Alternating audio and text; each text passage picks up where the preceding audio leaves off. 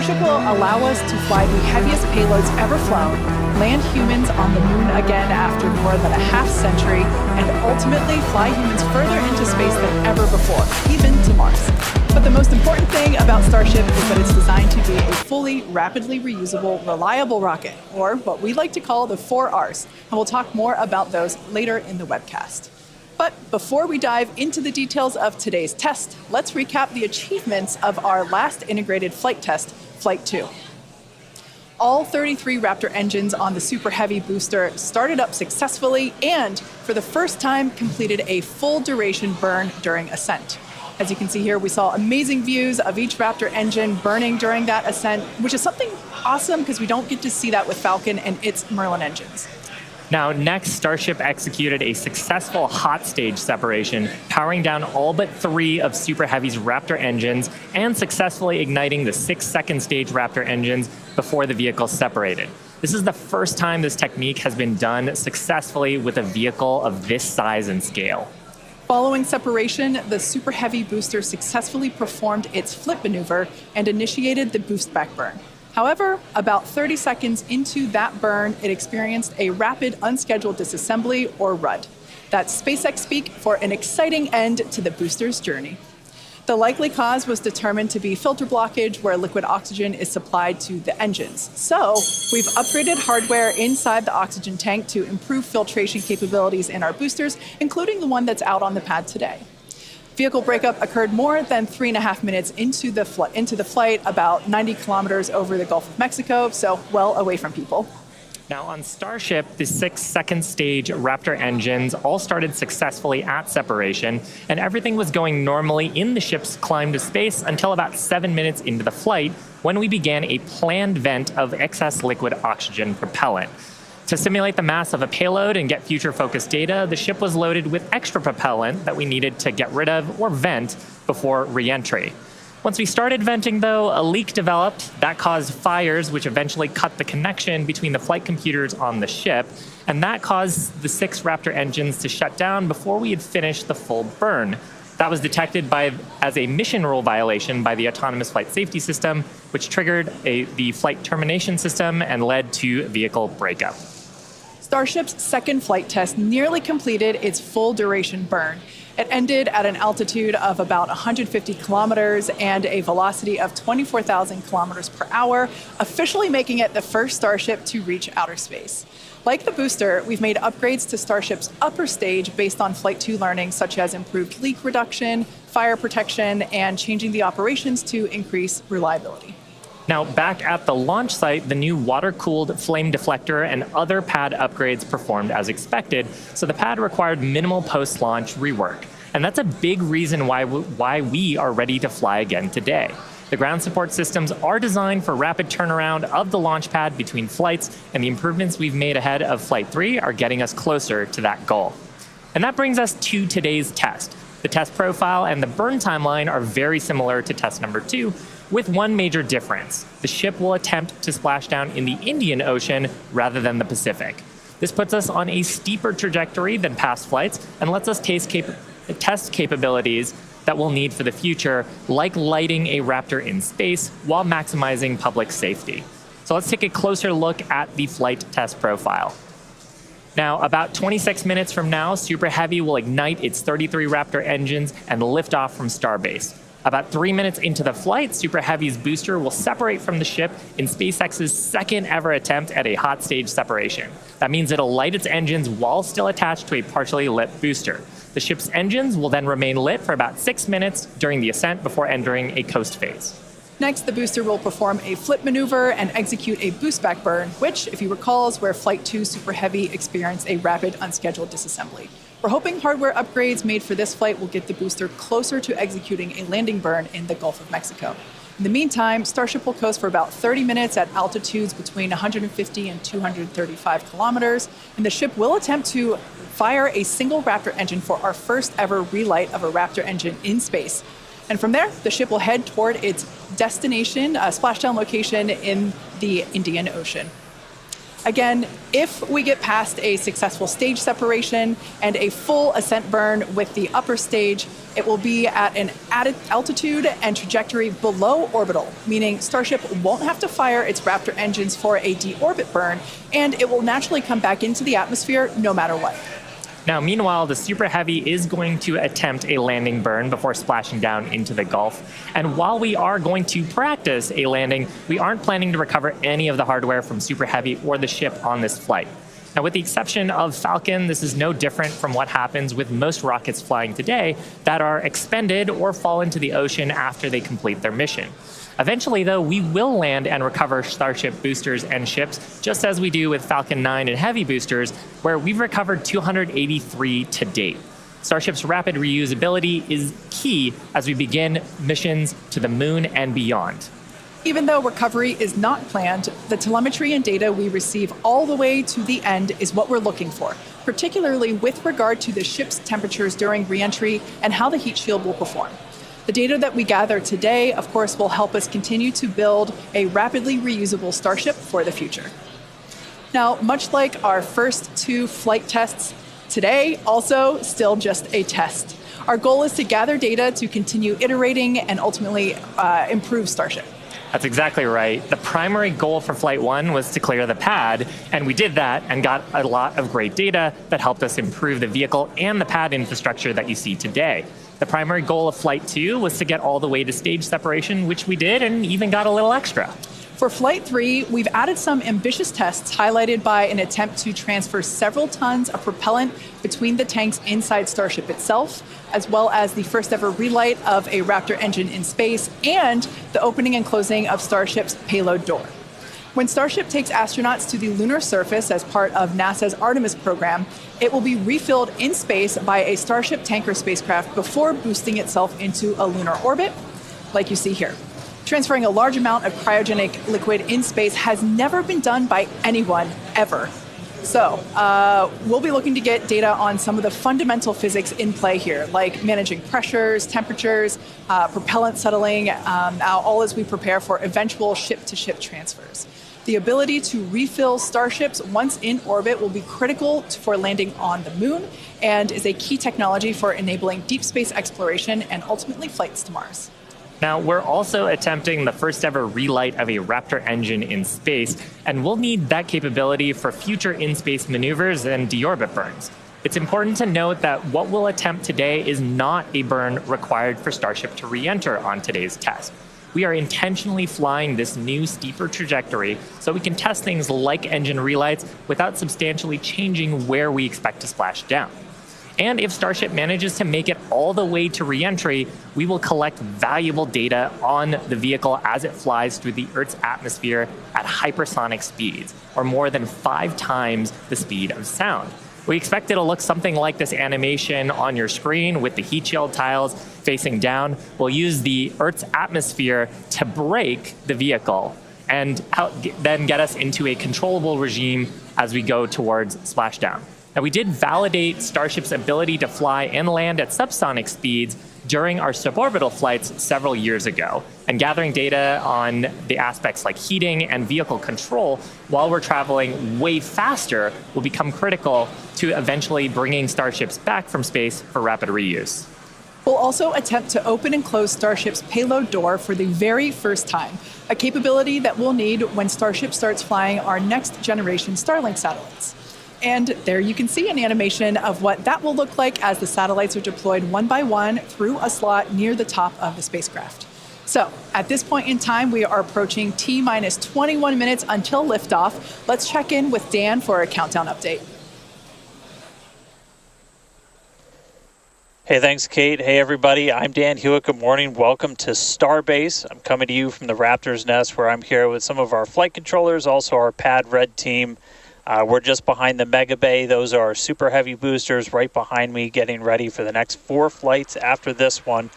So we're looking to launch a lot this year. The countdown has been pretty clean so far. We're not tracking any issues that are gating us on the hardware side and the vehicle side from that on-time liftoff at 8:25 a.m. Central Time. That's our T0 right now. We primarily shifted later as we were just working to clear the range. The other big watch item today is going to be the winds. The winds have started to pick up. We're still looking to be below our limits, but there could be a hold at T-minus 40 seconds just to make sure that the winds are acceptable before we go. We are actively loading propellant on board the vehicle. You can see by the frost lines starting to build up. Looks like we're about 80% on the ship main tanks right now and a little over 60% on the booster. Now, Starship uses liquid methane as its fuel, liquid oxygen as its oxidizer. Both of those get cooled down to cryogenic temperatures, so several hundred degrees below zero. And if you followed along with our previous 2 flight tests, the prop load timeline today looks a little bit different.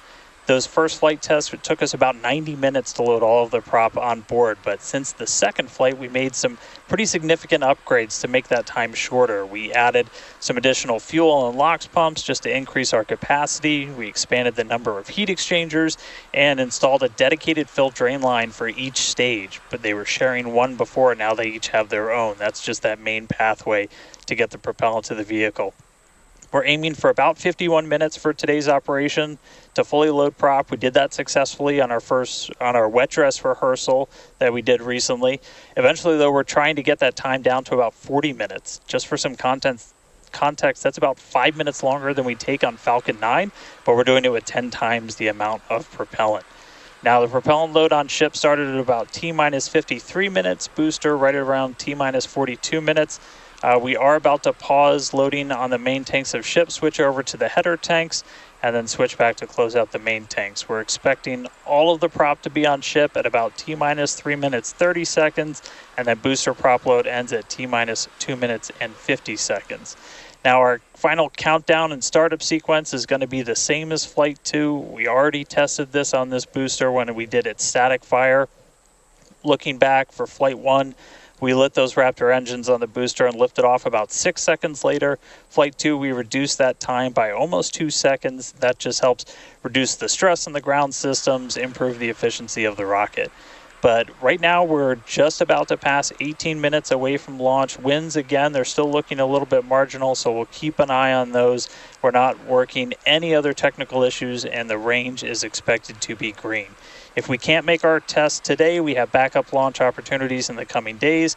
Could be 24 to 48 hours, all just depends on how far we get into the count. So check back in with everybody in just a little bit. For now, though, I'm going to send it back to Kate and Shiva out at Hawthorne. Thanks, Dan. The countdown is continuing to progress, so let's take a closer look at the world's most powerful launch vehicle ever developed. Starship is comprised of 2 elements, the ship, which has 6 Raptor engines, and the Super Heavy booster, which has 33 Raptor engines. Starship is capable of about twice the thrust of the Saturn V rocket, and with future engine upgrades, it will actually be 3 times more powerful. Now, with those future improvements, that'll allow Starship to carry somewhere between 150 and 250 metric tons to orbit, depending on the configuration. For reference, Falcon 9's heaviest payload to date is just over 17 metric tons. So with Starship, we're talking about an order of magnitude greater in terms of payload capability to orbit. And that matters because the amount of mass we're able to launch per rocket is critical to creating a self-sustaining city on Mars.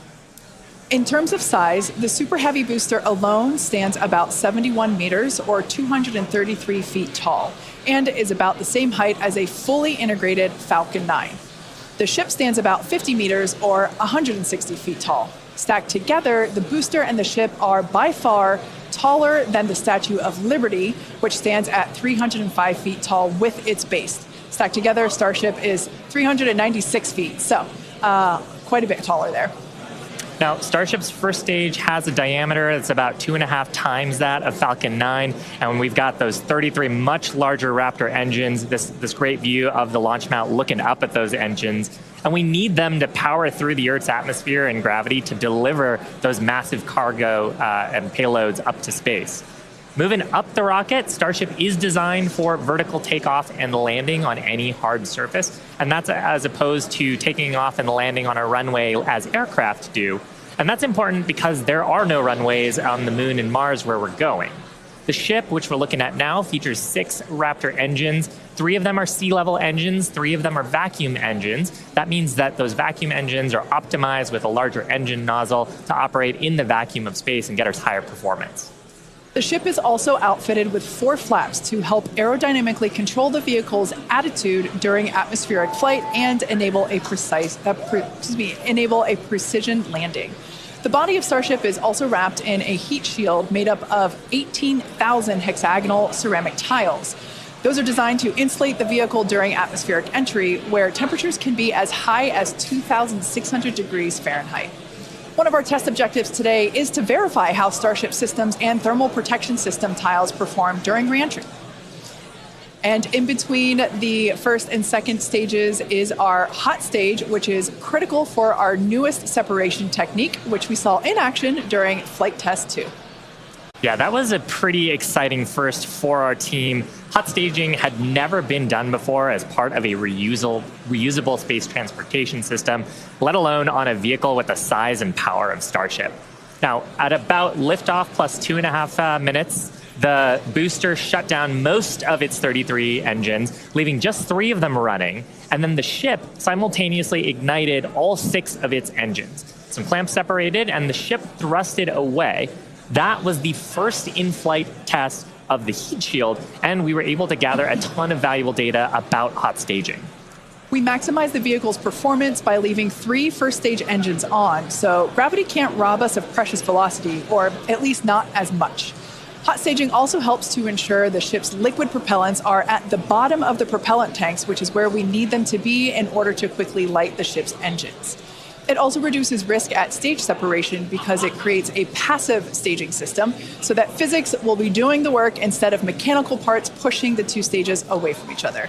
Ultimately, hot staging could increase Starship's payload to orbit capacity by 10%, which directly translates to more payload and more people to the Moon and Mars. Now, the first stop will be the Moon, and the SpaceX team has been hard at work proving out all of the systems necessary to make that possible. Critical systems for propulsion, life support, and even the elevator that you see here, which will take crew and cargo from the Starship hatches down to the lunar surface, are currently in development. And the data that we gather from each test flight helps inform their design. Here we've got a photo of some of the mock-up suits that are used to demonstrate the range of mobility that astronauts will be expected to have. And we were using these to do human factors demonstrations and figure out the layout of the elevator. So all awesome development work for a future moon mission. Super cool. Now, SpaceX will perform one uncrewed demonstration flight before NASA's Artemis 3 mission, which will be the first human surface expedition since 1972. After those first expeditions, we'll be ready to fly more people along with everything it takes to build a moon base. There's so much to look forward to. It's incredible that humans are finally going back to the moon. You couldn't have said it better, Kate. And the moon is just the proving ground. It's just the start. When the time comes to make the leap to Mars, everything ramps up by orders of magnitude. The logistics of supporting an entire city on Mars are daunting and will require millions of pounds of cargo flown from Earth and spread out over thousands of launches. And today's flight test is one more step toward that ultimate goal. We're currently at T minus 11 minutes, 47 seconds. Let's check in with Dan once again for a countdown update. Hey, Kate.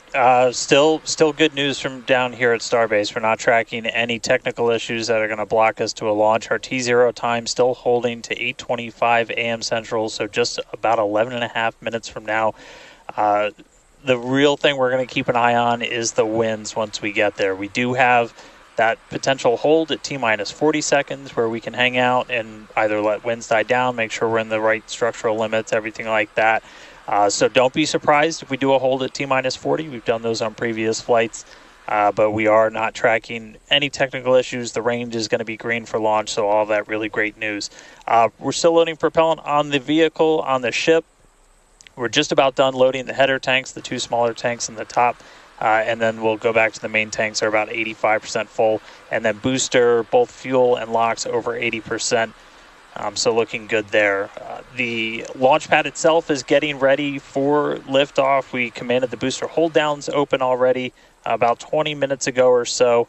And then that just means that once that rocket has sufficient thrust to overcome its weight, your thrust to weight ratio goes over 1, it's going to lift off.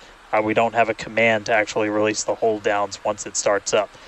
Just also a reminder, actual liftoff happens a few seconds after you see those engines ignite. So you'll see fire, and then a few seconds before Starship really starts to take to the skies. Our range team just going to keep on making sure land, sea, air are all clear as we really count down. But that's the latest. We're just coming up on 10 minutes before launch. Everything looking good for Starship's third test flight. It's also back to you guys in Hawthorne. Great, thanks, Dan. Now, if you've been following SpaceX over the years, you've no doubt heard us talk about our goal of full and rapid reusability. Nearly all of the Falcon boosters flown last year and this year have been reused, or as we like to say, flight proven. We've landed Falcon 9 and Falcon Heavy boosters 283 times since first doing so in 2015. And with Starship, our mission is to take reusability even further by reflying both stages with little downtime between flights. And we plan to fly as often as possible. As we mentioned earlier, rapid and complete reusability is critical to enabling routine spaceflight. The team at Starbase has been hard at work developing and manufacturing the hardware that will ultimately take humans back and forth to the moon and Mars. Now, even though we are not recovering Starship today, test flights like these provide the critical data that we need through every phase of flight. And that data informs future missions and gets us to that future where Starships are being recovered and rapidly reflown. Our teams are also working on the ground systems that will support rapid reusability. When we start recovering Starship boosters, we'll want them to return to the launch site for a quicker turnaround, as you can see here depicted in this animation on your screen. This is when the tower reveals its dual purpose. After launch, the arms or the chopsticks on the tower will help guide the booster into position to ensure a soft landing. Now, if you're thinking that this sounds hard or even impossible to do, well, that's the inspiration for naming them chopsticks. Some of you might recall a little film called The Karate Kid, where Mr. Miyagi famously taught the main character, Daniel, that if he could catch a fly with chopsticks, he could accomplish anything. Now, today we do have 4 ships and 4 Super Heavy boosters built, with more coming off the production line as our Star Factory continues to grow. These vehicles are slated for future flight tests just like today's, and in fact, just this week we static fired our next ship that's planning to fly and expect to test the booster as soon as the launch mount is free from today's flight test. Now, as a reminder, today is still just a test. While we really hope to get our splashdown location in the Indian Ocean, but any data received will help us improve. It's the third of many future flight tests for Starship before it becomes fully operational. And that's the goal of flight tests. They teach us about the limits of our design and improve our understanding of the vehicle, and ultimately help us make Starship more reliable and rapidly reusable. So whatever the outcome and however far we get, we can promise excitement. And things look like they are moving fast at Starbase, and that's exactly how we like it. Yeah, Rapid exactly. Iteration is a key of SpaceX. Yeah, we've done it with all of our major innovative advancements, including Falcon, Dragon, and Starlink. We believe that if you're not failing, you're not learning and improving the design. Yeah, many of the innovations that we've developed have come from our failures, and they teach us how to avoid the perils of spaceflight. It's a tough business. But all of this testing, all of the iterative design allows us to make the design better and better to do some of the great accomplishments with reflight that we've had so far. Exactly. One of the examples that we love to talk about is the Dragon capsule, like the one located behind Shiva and I here on the mezzanine. Originally, it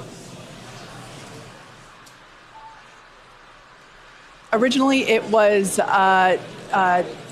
not designed to be reusable. We wanted to prove the initial design. And then when we brought Dragon 2 online, we had to do a lot of corrosion analysis based on flights that had splashed down and analysis on hardware received there. And now our Dragons are reusable and also rapidly, at a much rapid pace than they used to be.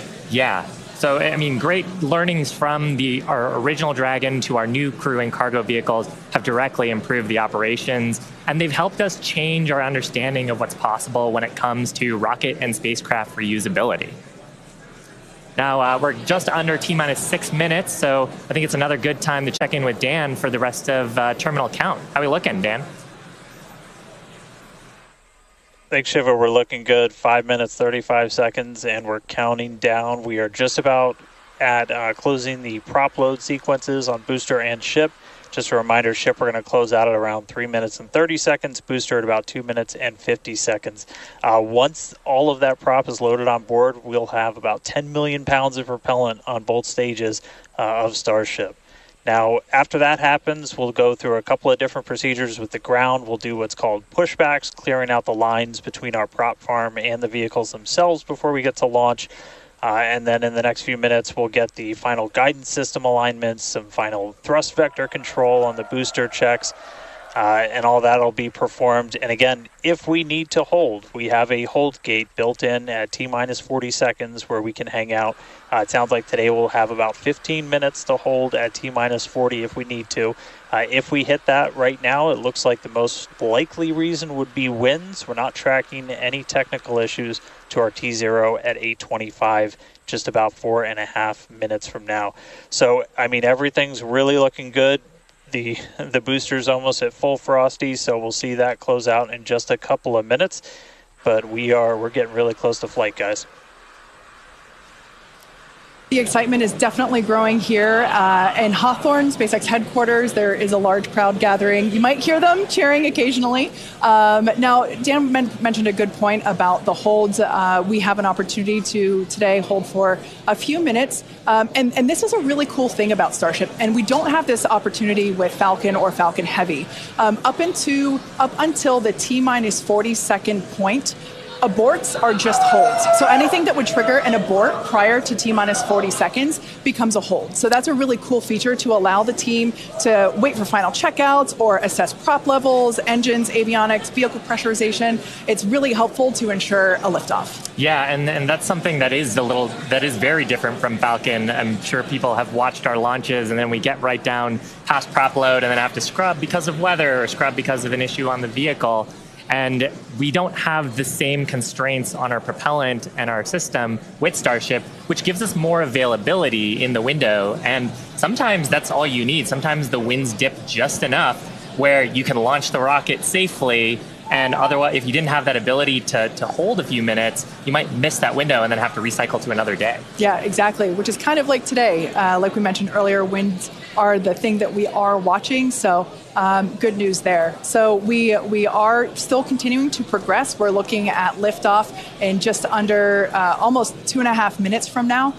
Super exciting. Like we said before, there's nothing more exciting than watching a test flight for a developmental program, and that's where we're at today. And like we talked about, we have some really ambitious goals for today's test.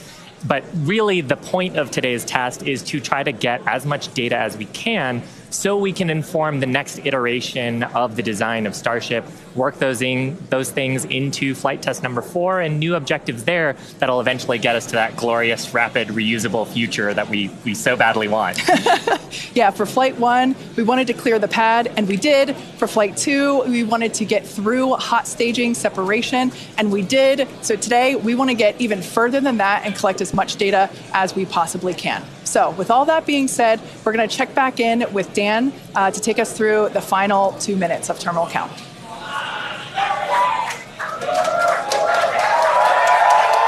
All right, we are under 2 minutes away. We have closed out the prop load on the booster and on the ship.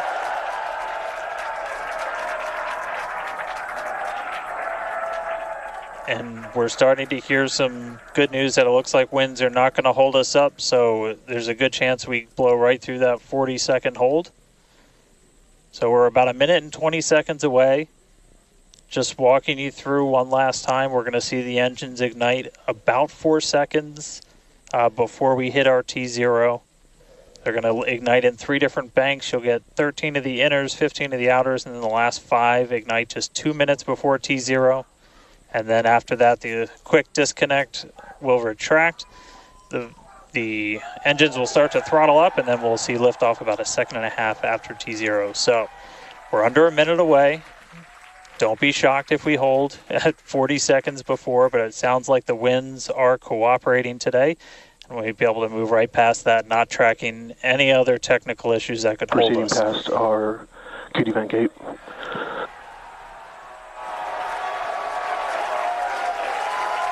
Through the QD vent gate past the 40-second hold. Go for launch. Flight Director Ty Huntington telling the team we are go for launch. So 20 seconds to go. Let's listen in. T-minus 10, 9, 8, 7, 6, 5, 4, 3, 2, 1.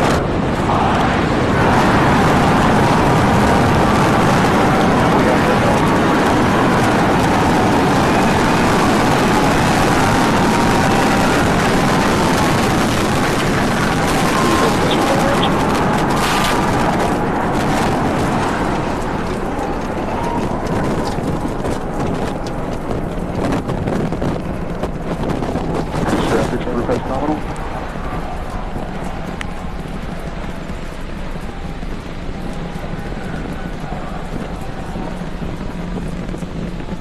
30 seconds into flight, we are feeling the rumble. We are seeing 33 out of 33 Raptor engines ignited on the Super Heavy booster. Booster and ship, avionics, power, and telemetry nominal. Acquisition of signal, Corpus Christi. Continuing to get good call outs. Our trajectory looking nominal, systems looking nominal. Just amazing to see all 33 lit up once again.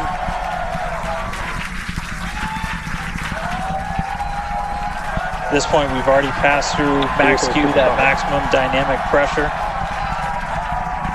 and passing supersonic, so we're now moving faster than the speed of sound, getting those onboard views from the ship cameras.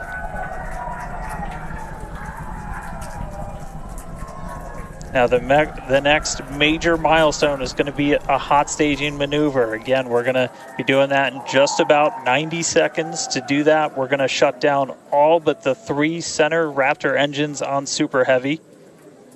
That'll be our MECO, our most engines cut off. And then the clamps holding the 2 stages together are going to release. Starship's second stage will ignite its engines, the RVACs first, the sea levels right after that. The sea level engines will be splayed or just kind of pointed out at about a 15-degree angle. So if you look close and we get good tracking, you might be able to see those center right after. And so those 6 engines will push Starship off of the booster.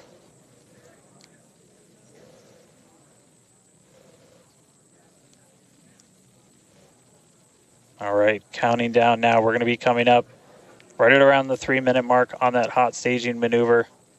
Again, we'll see the booster engines start to shut down. You'll see all but 3 lights go out in the middle. And then we'll see the engines ignite on ship, pushing it away. And that will start carrying the ship into space. Booster will start to do its flip and then move into the boost back burn, setting it up for eventual splashdown in the Gulf of Mexico. Stage separation.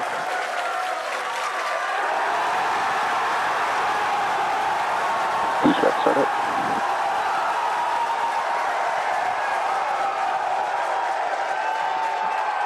Hot staging confirmed.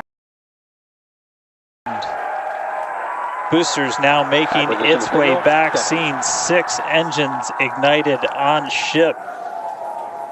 Kate, we got a Starship on its way to space and a booster on the way back to the Gulf. Oh man, I need a moment to pick my jaw up from the floor because these views are just stunning.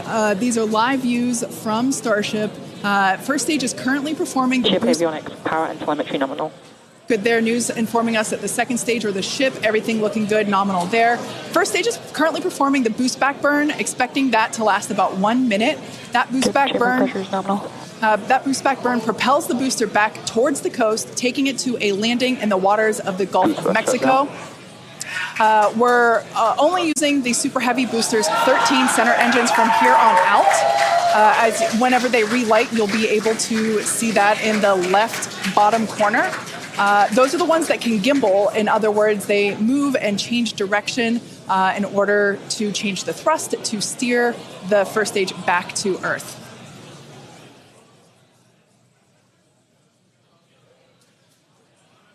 Wow, these are just incredible views coming to us. Everything is looking good for both the first stage on the left-hand side of your screen, or the super heavy booster, as well as on the right-hand side of your screen, that is Starship, or we also refer to that as the ship. Now, the boost back burn was the first of 2 burns required to return it to Earth. The next one will be the landing burn, where all 13 center engines will initially ignite and then transition into a 3-engine burn to help slow it down. Now, just as a reminder of the Stage 1 test objectives, we're looking for controlled ascent, which we have so far. Stage separation, which, gorgeous, we cruised right through it, as well as on a nominal trajectory. Good news there, telling us that the path that Starship is on is good. Now, Starship's second stage is still firing its engines, and as you heard, following planned flight path. The ship objectives, we're looking for hot staging, again, cruised right through that. We're looking to demonstrate controlled ascent, as well as orbital insertion. Now, the bottom right-hand corner of the screen shows the ship engine graphics, so be sure to keep an eye on those. Yep, Kate, this is just a phenomenal test so far. Super Heavy is performing beautifully today. It's on its return leg of the journey. Ship continuing to burn its 6 engines, those larger circles, the Raptor vacuum engines, the inner circles, the Raptor sea level engines. We're about 30 seconds away, just under 30 seconds away from the start of the boost back burn. The landing burn on the booster. You can see the grid fins rotating. Those hypersonic grid fins are guiding us through the atmosphere back towards our splashdown site. Again, we're going for a splashdown, a soft splashdown. So for landing burn, we're going to expect to see the 13 center engines light, rapidly bring down the booster's velocity, and then just the 3 in the center for splashdown. Let's see if that'll work.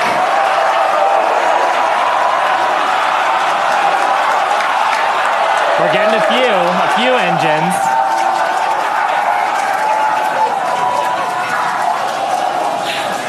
And acquisition of signal. Let's see if we can get some other video of that. Now, this is a test objective today. It is still something that we're attempting to learn. And to make it that far, to demonstrate the controlled re-entry up to that point is pretty darn good. Ship continuing to look nominal with its ascent burn. This burn lasting about 6 minutes total. And we're expecting that this burn will end just after T+8 minutes, about a minute from now. So far, though, I mean, congrats to the team. Making it this far is farther than we've gone. Absolutely. On Flight 2. Just wonderful views and great engine performance from the vehicles.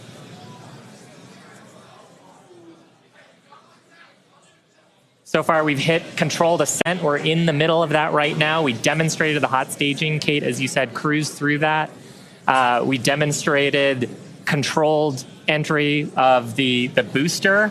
Just stopped a little short of the engine relight, but hey, that's something we can learn for the next one. Yeah. Now, that view that we just had moments ago was a live shot of Star Command. There you see it again. This is our Mission Control Center at Starbase, where vehicle operators are standing by. Now, the next milestone coming up is in less than a minute. At that point, ship will, or I'm sorry, actually it already has. Starship engine cut off.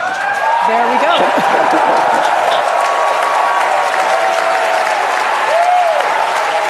As you heard there, by the call out and from the crowd behind us, Starship nominal orbit insertion. Starship's 6 Raptor engines have successfully shut down. We heard a call out for nominal orbital insertion, which is incredible. Look at these views, Dan.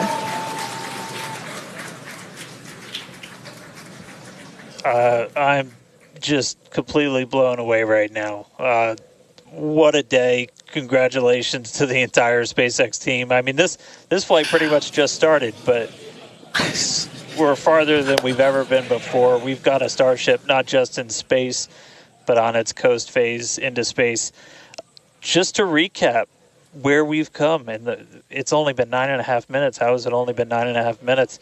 We lifted off right on time at 8:25 a.m. We didn't have to hold at our gate at all. We had 33 out of 33 Raptor engines open up and light and get us through a nominal ascent. Another successful hot stage. All 6 engines on the ship propelling us into orbit. We did see what looked like a nominal boost back burn. And then we did make it all the way to the landing burn this time. Didn't light all the engines that we expected, and we did lose the booster. We'll have to go through the data to figure out exactly what happened, obviously. So be on the lookout for information about that. But wow, a ship in space. We've got a bunch of, as we said, ambitious objectives ahead of us.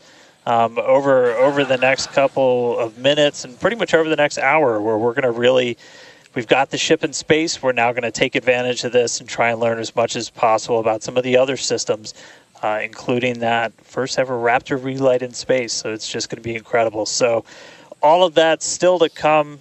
The mission just started, but wow, what a liftoff! What a hot stage! What an amazing sight to see Starship there in outer space. I can't believe we're seeing it in space. This is awesome. Wonderful. Now, we are going to be coasting for the next about 30 minutes or so. We'll be back around the T plus 40 minute mark.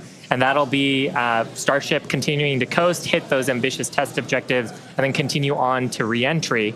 We're not totally sure what video that we'll get, since that normally comes to us as we overfly ground stations, and we don't have a ton of those along our trajectory. But as we have video, we'll be sure to bring that to you. Starlink may be able to bring us additional communication paths today that will allow us to talk to Starship through re-entry with no communications blackout period. It's a possibility, but either way, we will be live for all of today's milestones. And of course, when we do have views, signal, Puerto Rico. especially like the ones that we have now, which I just cannot get over. When we have views, we will be sure to bring those to you live. But no views or no views, we'll see you back here at T plus 40 minutes. Pez door is opening. And there we just heard call it that Pez door is opening, so that's great. First test. Yeah. One of our test objectives today is to open and close that Pez door. That's where we will deploy Starlink satellites from in the future. So great news there that test